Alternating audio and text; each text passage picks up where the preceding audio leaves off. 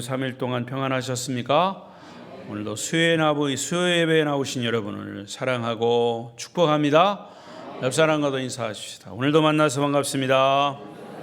잘 오셨습니다. 은혜 많이 받으세요.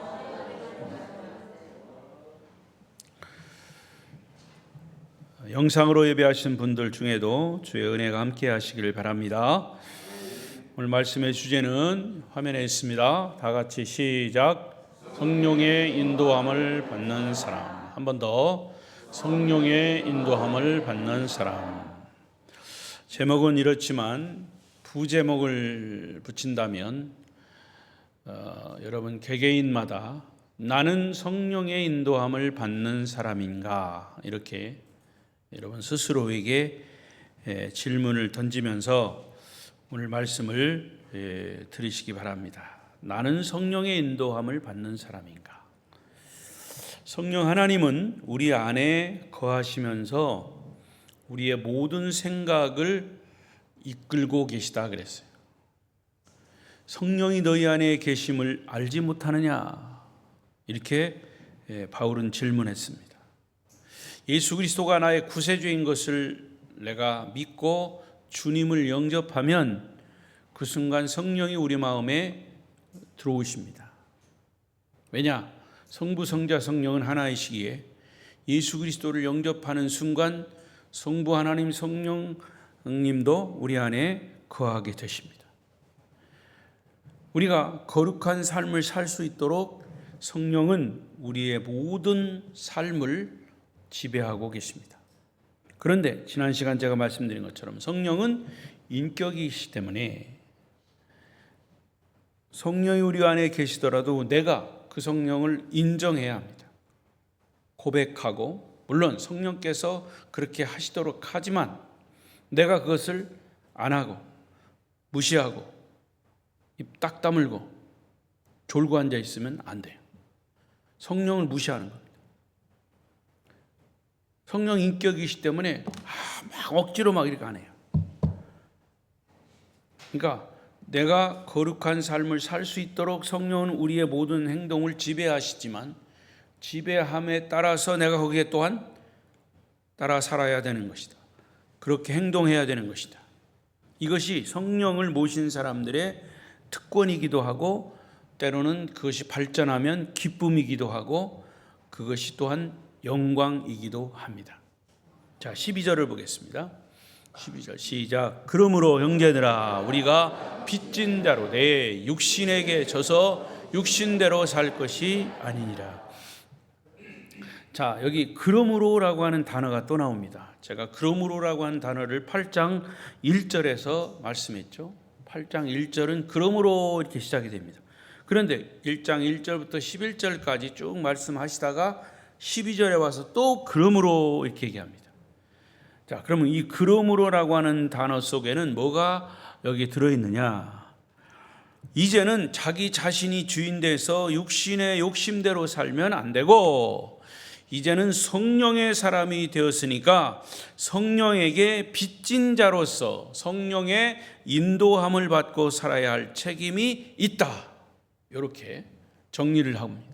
그러므로 전에는 내가 육신을 내 마음대로 네가 주인이 돼서 살았지만, 그러므로 이제는 말이야, 이제는 육신의 욕심대로 살면 안 되고 성령이 이끄는 대로. 그래, 여기 성령에게는 우리는 빚진 자다 그랬어요. 빚진 자, 성령의 인도함을 받고 살아야 할 책임이 있다. 여러분, 믿는 사람들이 이 세상을 살면서 입버릇처럼 말하는 게 있어요. 마음은 원이로되 육신이 약하다. 그죠? 여러분, 마음은 원이로되 육신이 약하다. 예배에 나오고 싶지만 마음은 원인데 육신이 약하다. 새벽 예배에 나오고 싶지만 마음은 원이로되 육신이 약하다. 이런 얘기 자주 씁니다. 여러분, 육신이 약하다는 이유로 스스로 죄를 합리화하면서 죄를 짓기도 합니다. 물론 다는 아니에요. 이런 말을 하는 사람은 모두가 육신에 빚져가지고 육신에 끌려다니는 사람을 말하는 것이죠. 하지만 성령을 모시고 사는 사람은 이런 소리 하지 않습니다. 만약에 성령과 함께 산다고 하면서 여전히 육신의 욕심대로 살면 반드시 다음과 같은 결과가 옵니다. 그게 13절이에요. 시작. 너희가 육신대로 살면 반드시 죽을 것이로되 영으로서 몸의 행실을 죽이면 살리라. 육신의 욕심대로, 육신의 소욕대로 살면 어떻게 한다? 반드시 죽는다 그랬어요. 자, 여기서 반드시라고 하는 단어가 어디에 나오냐면 창세기 2장 17절에 선악과를 따먹을 때 하나님 뭐라고 그랬어요? 반드시 죽으리라. 전 성경은 정령 죽으리라 그랬어요. 똑같은 말이에요. 여기서의 반드시라고 하는 단어와 창세기의 반드시라고 하는 단어는 같은 얘기예요. 반드시 죽는다는 거예요. 여기서 그럼 죽는다는 뭐예요? 선악을 알게 하는 나무의 열매는 먹지 말라. 내가 먹는 날에는 반드시 죽으리라. 오늘 본문의 13절에도 반드시 죽을 것이로되, 이게 바로 영적인 죽음과 육신의 죽음. 무엇을 얘기하는 겁니까? 영적인 죽음과 육신의 죽음 같이 죽는 게 뭐예요? 지옥이요, 지옥. 지옥이라니까. 이게 멸망이에요, 멸망. 그러면 여기서 너희가는 누굽니까? 너희는 누구를 가리키는 것? 선악을 알게 하는 나무의 열매는 먹되 내가 먹는 날에는 반드시 죽으리라. 또 너희가 13절 너희가 육신대로 살면 반드시 죽을 것이로되 그랬어요. 그럼 너희는 누구예요? 너희 예수 안 믿는 사람입니까? 믿는 사람을 가리키는 거예요. 안 믿는 사람은 차지하고 안 믿는 사람은 당연히 그렇고 믿는 사람들 중에도 분명히 그래서 여기 자, 이 말씀을 잘 들어야 합니다. 8장 1절을 가서 보십시다. 1절 시작. 그러므로 이제 그리스도 예수 안에 있는 자에게는 결코 정죄함이 없다. 예수 안에 있는 하나님의 자녀, 예수 안에 있는 자녀는 결코 정죄함이 없다 라고 했는데, 여기 와서는 13절에 와서는 너희들이 만약 육신의 욕심대로 살면 반드시 죽으리라. 반드시 지옥 간다. 어떻게 보면 앞뒤가 1절과 13절은 상반되는 말씀이에요. 정죄함이 없다고 그랬는데 여기서는 죽는다? 앞뒤가 안 맞는 모순처럼 보여요. 하지만 이 말씀은 정죄함을 받지 않는 그리스도인들이라도 성령을 따라 행하지 않고 육신의 욕심대로 사는 자는 반드시 죽으리라. 그 말입니다. 성령을 받은 사람은 육신대로 살지 않습니다. 모순이 아니에요. 성령 받은 사람은 육신의 욕심대로 살지 않고 성령이 인도하시는 대로 살아요.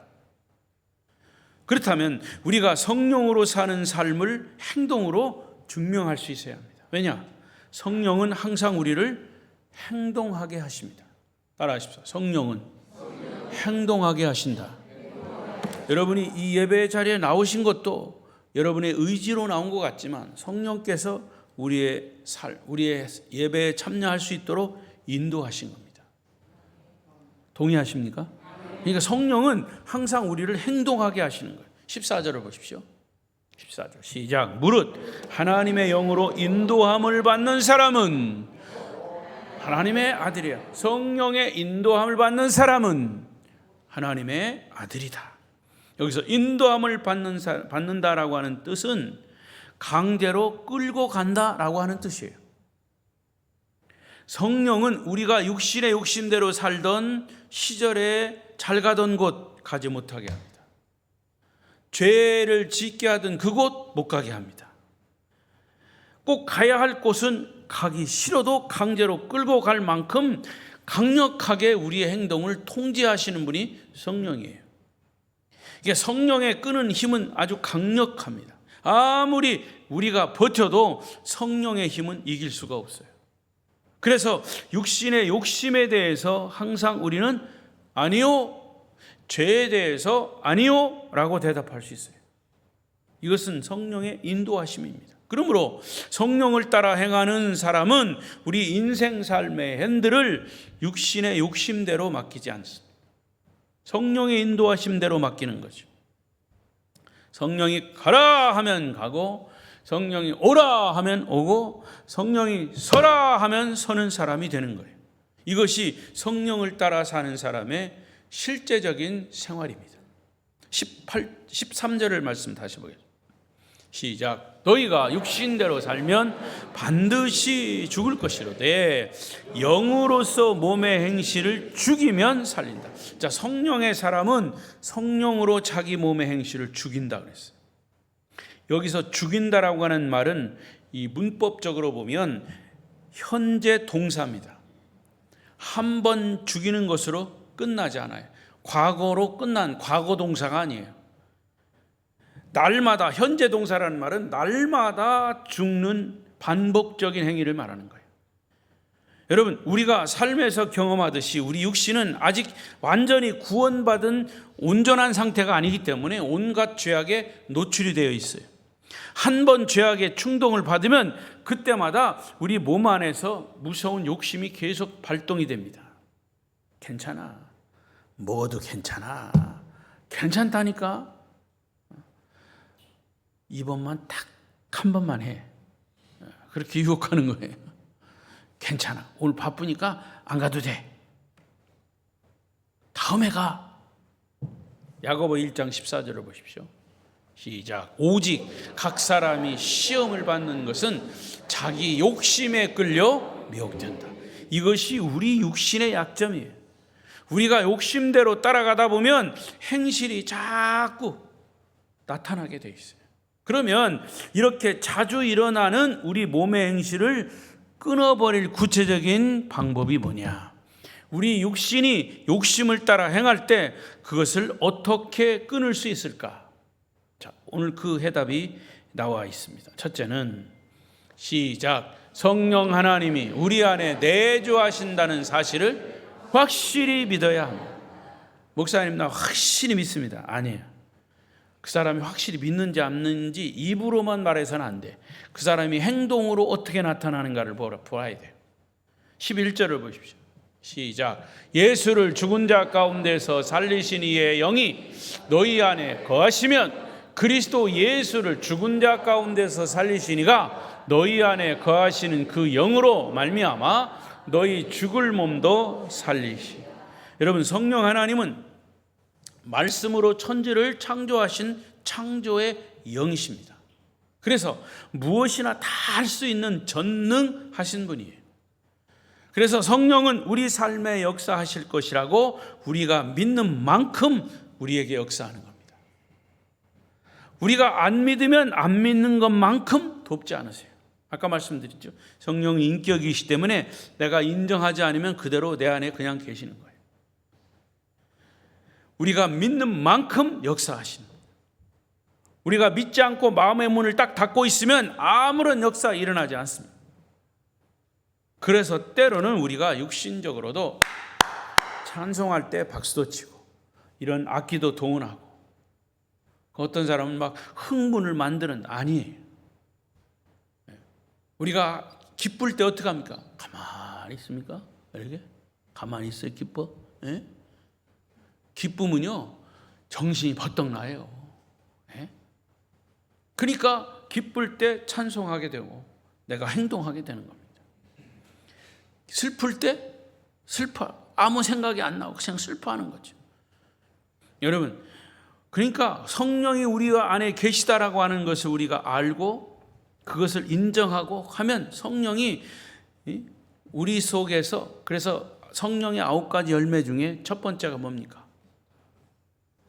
사랑과 희락과 화평과 오래 참음과, 이런 그걸 하나하나 8가지를 다 분석해 보십시오. 9가지 다 분석해 보면 다 우리에게 꼭 필요한 것들만 있어요.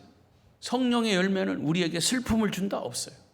우리에게 막 괴로움을 준다? 없어요.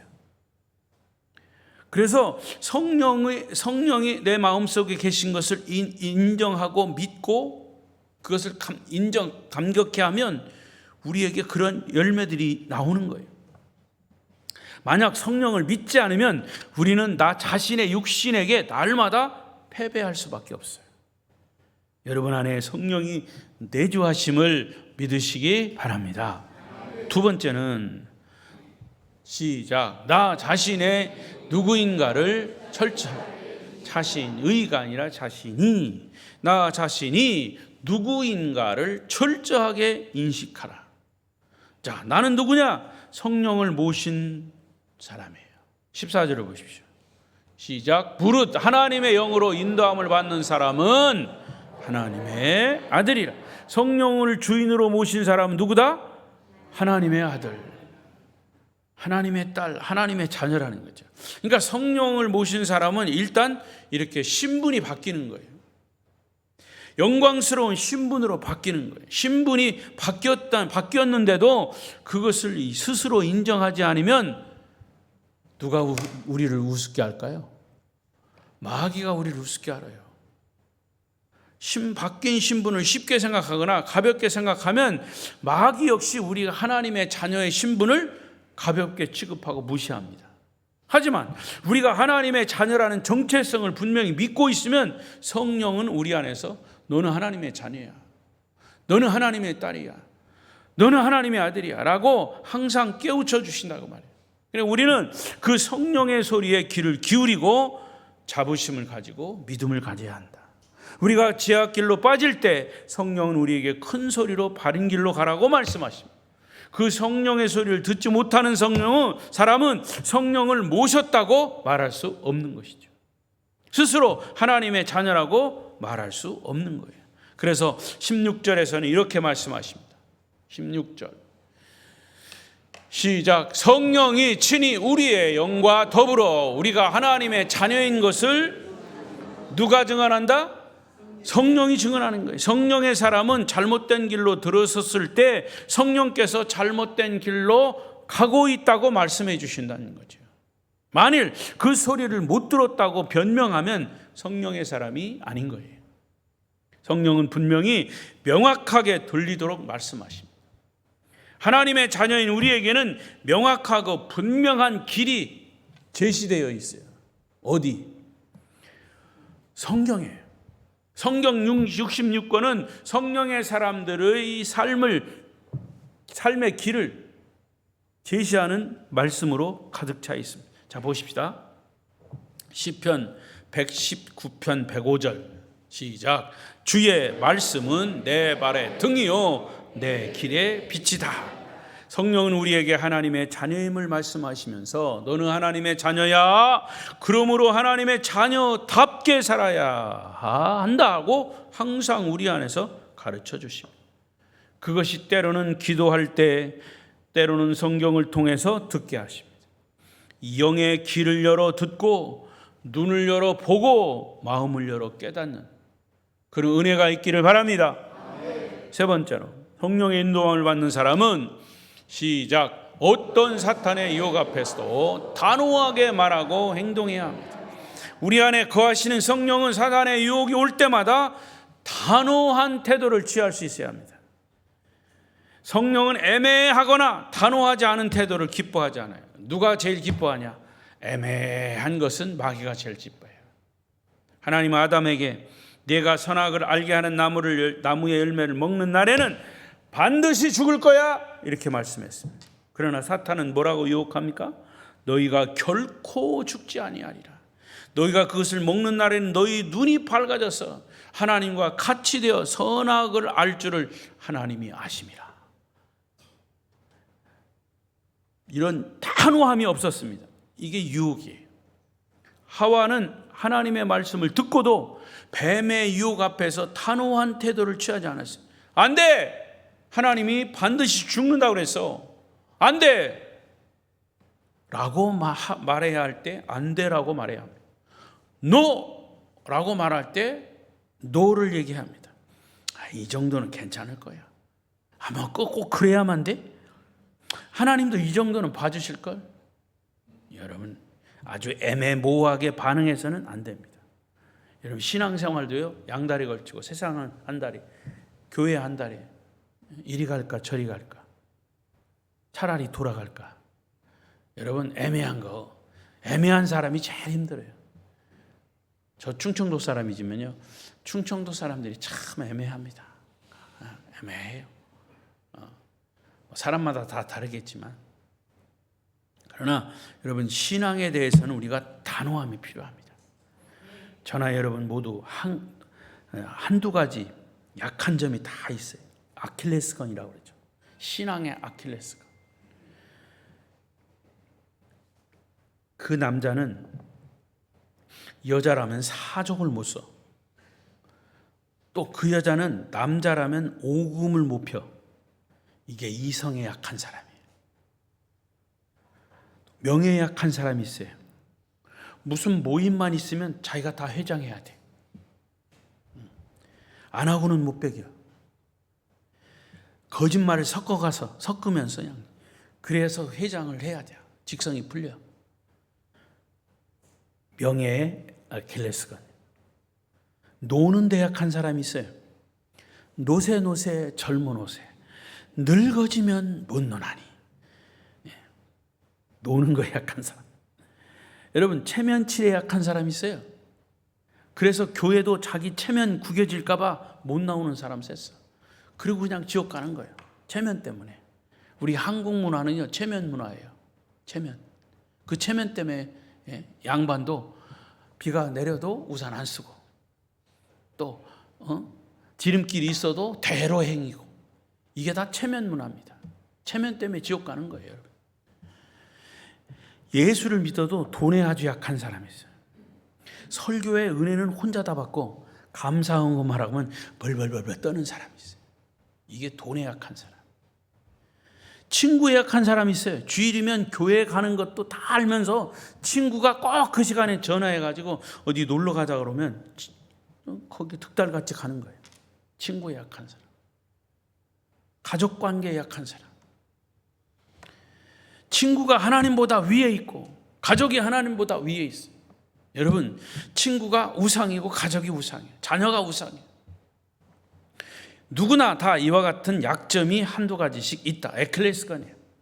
여러분, 사탄은요, 우리의 약점이 뭔지 더 잘 알아요. 나보다 나를 더 잘 알아. 그 약점을 이용해서 접근해 오는 거예요. 그때 여러분은 어떤 행동을 취하십니까? 성령은 안 돼! 너 근처에도 얼씬하지 마라! 빨리 그곳에서 도망쳐 나와! 그것은 네가 있을 곳이 아니야! 라고 말씀하십니다. 그때 빨리 나와야 됩니다. 여러분, 그래서 성령이 나를 그런 데서 구해 주시잖아요. 그러면 모든 관계가 성령께서 해결해 주셔요. 친구 관계 때문에 그렇게 해서 예배 가려고 친구와 약속을 못했어. 그러면 그 친구와의 관계가 끊어질 것 같죠?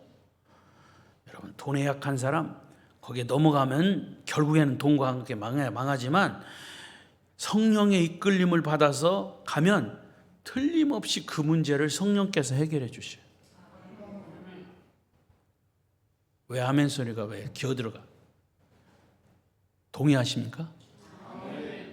성령은요, 모든 것을 흥하게 하십니다. 절대로 성령의 말씀을 따라서 행하면 하나님이 흥하게 하신다니까요. 문제를 해결해 주신다니까요. 마귀는요, 그때 그게 다 달콤하게 뭐 금방 관계가 깨질 것 같고 성령의 말씀 따라서 행하지 않으면 뭐 이 관계가 깨질 것 같지만 아니에요. 마귀는 우리를 모든 것에 망하게 하는 거예요. 그게 특징입니다. 그래서 우리 안에 계시는 성령은 우리를 조정하십니다. 그래서 성령을 보혜사라고 그랬어요. 헬퍼. 여러분, 헬퍼. 누구를 헬퍼라고 그러냐면 에베레스트 산에 올라가잖아요. 그러면 혼자 못 올라가요. 누가 따라가요? 짐 져주는 사람. 그 사람을 헬퍼라고 그래요. 그 사람이 짐을 져줘요, 옆에서. 항상. 헬퍼, 말 그대로 도움을 주는 자예요. 성령은 우리에게 모든 것을 도우시는 분이에요. 우리를 흥하게 도우시는 분이에요. 죄의 권세에 끌려다니는 것은 우리가 사탄에게 권위를 내어주는 것이에요. 자, 이런 얘기가 있어요. 자기 정원을 깨끗하게 가꾸고자 하는 사람은 잡초를 자라게 하지 않고 지체 없이 뽑아버린다. 정원을 깨끗하게 가꾸고자 하는 사람이 꽃이 참 이쁘다 안 가꾸면 이쁘다고만 하고 잡초를 제거하지 않으면 잡초 때문에 그 이쁜 꽃도 다 죽어버려요. 그러니까 여러분, 우리 마음속에 사단의 영이 틈탈 때 성령이 그것을 제거하는 거죠. 그런 의식을 가져야 된다는 거죠. 또 이런 말이 있어요. 온갖 새들이 내 머리 위를 날아다니지만 내 머리에 새집을 짓게 하지 말라. 아멘. 아멘. 죄악의 새집. 예수 믿으면서도 아직도 이런 단호한 말과 행동이 안 되는 분들이 있습니까? 성령께서 여러분을 도우실 것입니다. 그 성령을 온전하게 의지하시기를 바랍니다. 죄악에 대해서 단호하게, 유혹 앞에서 단호하게 말할 수 있어야 합니다. 마지막 네 번째로 시작. 하나님의 말씀으로 무장하라. 말씀으로 무장하라. 이건 뭐 1000번, 10,000번, 수백 번 외쳐도 지나치지 않는 거예요. 자, 보세요. 이제 말씀으로 계속 성경이 계속 있습니다. 시편 119편 9절 11절 시작. 청년이 무엇으로 그 행실을 깨끗하게 하리이까? 주의 말씀만 지킬 따름이니이다. 내가 주께 범죄하지 아니하려 하여 주의 말씀을 내 마음에 두었나이다. 또 하나님의 말씀은 살아있고 활력이 있어 좌우에 날선 어떤 것보다 예리하여 혼과 연과 및 관절과 골수를 찔러 쪼개기까지 하며 또 마음의 생각과 뜻을 판단하나니 또 모든 성경은 하나님의 감동으로 된 것으로 교훈과 책망과 바르게 함과 의요 교육하기에 유익하니 또 이는 하나님의 사람으로 온전하게 하며 모든 선한 일을 행할 능력을 갖추게 하려 함이라. 또 구원의 투구와 성령의 검 곧 하나님의 말씀을 가지라. 할렐루야. 이와 같은 말씀이 이 성경에 가득 차 있어요. 이와 같이 말씀으로 무장하면 어떤 유혹도 물리칠 수 있습니다. 문제는 우리가 성경을 얼만큼 보느냐, 얼만큼 읽고 혹은 더 발전해서 얼만큼 외워서 말씀으로 무장되어 있는가가 중요합니다. 여기 농사 짓는 분들이 있죠. 저는 잘 모르지만 농사를 지으려면 우리 조장로님 같은 경우 제가 대화를 나누면 조장로님 1년 계획이 다 여기 다 있어요. 쫙. 그렇죠, 장로님? 다 어떻게 할 건가. 농사를 짓는 거, 나무, 우리 다른 분들도 마찬가지 다 계획이 다 있어. 그래서 그 때가 되면 다 월별로 원력을 따라서 때가 되면 어떻게 뭐를 심고 뭐를 심으면 언제 그것을 풀을 뽑고 이런 게 다 나와 있어요. 여러분 그거 모르면요 농사 못 짓겠더라고. 네?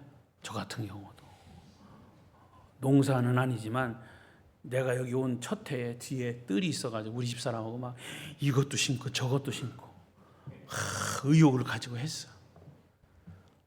근데 졌어. 풀한테 졌어. 이게 보통이 아니더라고요. 모르니까. 풀도 뽑으면 또 나와. 그래서 이제는 우리 이제 한집사님한테 그냥 싹 죽여버리라고 그랬어요. 여러분, 하나님의 말씀, 성령으로 충만할 때는 우리의 말씀이 이 속에 있어야 돼요. 말씀이 있어요. 아직도 그냥 신약 성경을 찾는데 구약에서 찾는 사람 있어요? 구약 성경을 읽는데 그걸 신약에서 찾는 사람이 있어? 그런 사람 없겠지만 여러분 하나님의 말씀이 우리 속에 있어야 어떤 어려움 또 사단의 공격 이런 것들을 다 말씀으로 물리치는 거예요. 이런 위에 네 가지 성경을 얼마만큼 읽고 외워서 말씀으로 무장되어 있는가, 이것이 우리 몸의 행실을 죽이는 일이고 죄에게 끌려가지 않는 방법이기도 하다. 제가 네 가지 방법을 얘기했어요. 성령의 인도함을 받는 사람, 이 방법으로 우리의 육신의 행실을 죽이는 사람에게는 엄청난 축복을 약속하셨어요. 본문 15절에 시작. 너희는 다시 무서워하는 종의 영을 받지 아니하고 양자의 영을 받았으므로 우리가 아빠 아버지라 부르니. 너무 귀한 말씀이에요. 성령께서는 우리에게 하나님을 무서워하지 않고 하나님을 아빠 아버지라 이렇게 부르듯이 성령은 하나님을 가까이 하게 하고 하나님과 친밀한 교제를 나누게 하십니다. 여러분, 아주 어린아이가 아버지를 향해서 부르는 이름이 뭐예요? 아빠입니다. 아빠. 이 아이의 마음에는 아버지에 대한 두려움이 없는 거예요. 아빠 하면 끝이야. 어색함도 없어요. 아빠라고 부를 때 그 아이는 마냥 행복해하는 겁니다. 여러분, 사람들이 난 기도를 못한다 그러는데 기도는요 하나님과의 대화라고 그랬죠. 어린아이와 아빠의 대화예요. 그러니까 기도 여러분 못하면 그냥 아빠 한마디만 부르셔. 그러면 다 알아서 하셔. 그런데 그 어린아이가 아빠 한마디 하면 되는데 이제 나이가 먹을수록 초등학교 가고 중학교 가고 고등학교 가고 그런데도 고등학교 가서 아빠 이러고만 있으면 되겠어요? 우리 아들이 그러더라고요. 내가 그랬죠. 군대 갔다 오더니 아빠라고. 나는 아빠라는 말이 굉장히 정겨워. 지금도 작은 아들은 가끔 그렇게 하는데 큰 아들은 이제 자기가 애들 두고 그랬으니까 아버지 목소리를 깔고 아버지 그랬는데 그게 좀 어색하더라. 그런데도 그 아버지라고 하는 마음이 그 부르는 그 아빠의 마음이 굉장히 정감이 있어요. 하나님도 마찬가지. 여러분 기도 잘하려고 하지 마요. 내가 믿음이 연약할 때 하나님 앞에서 아버지 한마디 부르면 그냥 그게 다 통하는 거예요. 오히려 하나님께 나아갈 때는 거리낌이 없는 거예요. 아빠에게 나아갈 때는 두려움도 없는 거예요. 오히려 하나님의 사랑에 대한 자신감이 있는 거죠. 이것이 성령의 사람이다. 여러분, 성령의 사람만큼 행복한 사람이 어디 있습니까? 그뿐입니까? 육신의 행실을 죽이는 사람에 따라 오는 축복이 16절 17절 또 있어요. 시작. 성령이 우리가 하나님의 자녀인 것을 또한 상속자 곧 하나님의 상속자여 그리스도와 함께 우리가 그와 함께 영광을 받기 위하여 고난도 함께 받아야 해. 하나님은 우리를 천국의 상속자로 삼아주셨습니다. 천국의 상속자라는 믿음을 가지고 천국을 보는 영안이 열려야 합니다. 여러분 천국의 소망이 있으십니까? 천국의 소망이 있어요? 천국의 소망이 있어요? 충청도 사님 아닌데 왜 이렇게 3번씩이나 물어봐야 그때 크게 대답을 하는 거예요? 예화에 제가 말씀드렸는데 또 하겠습니다. 부산에 사는 어떤 할머니 권사님이 계십니다. 그분은 일찍이 남편을 여의고 콩나물 장사를 하면서 자식들을 키웠어요. 굉장히 검소하고 믿음도 좋으셔서 바쁜 중에도 늘 기도 생활을 철저히 하셔. 시간이 없어도 말씀을 콩나물 장사하면서 말씀을 펴놓고 안절안절 뜻을 잘 몰라도 계속 보는 거예요. 그렇게 어려운 중에도 자녀들을 교육시켜서 자녀들이 다 성공했습니다. 그렇지만 권사님은 자식들과 같이 살지 않고 자그마한 오두막집에서 사시면서 아직도 콩나물 장사를 하고 계십니다. 자식들은 그런 어머니에게 미안하고 황송하고 다른 사람 보기에 창피하다고 어머니 이제는 아파트로 이사하셔서 이제 저희들이 용돈도 드리고 할 테니까 그냥 편하게 사십시오. 어머니를 설득했습니다.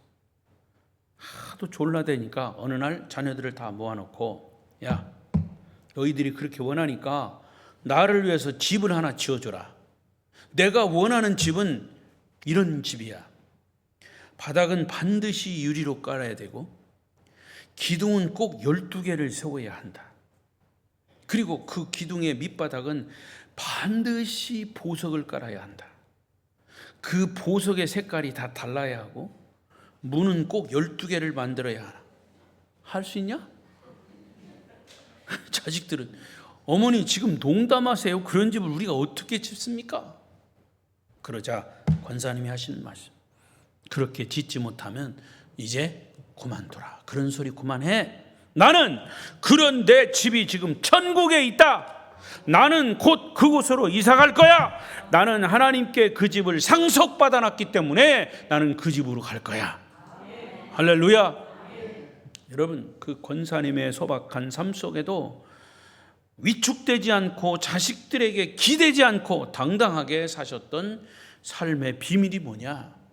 바로 빛나고 영광스러운 천국에 대한 소망 때문인 것입니다. 여러분, 아멘 크게 하는 게 중요한 게 아니라 아멘도 크게 해야 돼요. 근데 크게 하는 사람은 진짜 소망이 있는 사람이 크게 하는 거예요. 긴가민가 하는 사람은 아멘도 겨들어가요. 여러분, 천국에 소망이 있습니까? 그런 천국 상속에 대한 소망이 있다면 이 땅에서의 삶이 때때로 우리를 힘들게 하고 낙심하게 하고 위축되게 할 경우가 있습니다. 그래서 바울은 오늘 우리에게 말씀하시는 거예요. 너희가 하나님의 자녀면 곧 상속자다. 그리스도와 함께한 상속자니 우리가 그와 함께 영광을 받기 위하여 고난도 함께 받는 것이다. 성도 여러분, 우리에게 이런 신분에 따른 보장이 있고 새로운 삶을 가능케 하시는 성령의 적극적인 후원이 있는데 왜 실망하십니까? 왜 걱정하십니까? 왜 고민하십니까? 성령 하나님은 지금도 여러분과 함께 계심을 믿으시기 바랍니다. 성령님과 동행하심으로 날마다 승리의 삶을 사시기를 축원합니다. 축원합니다.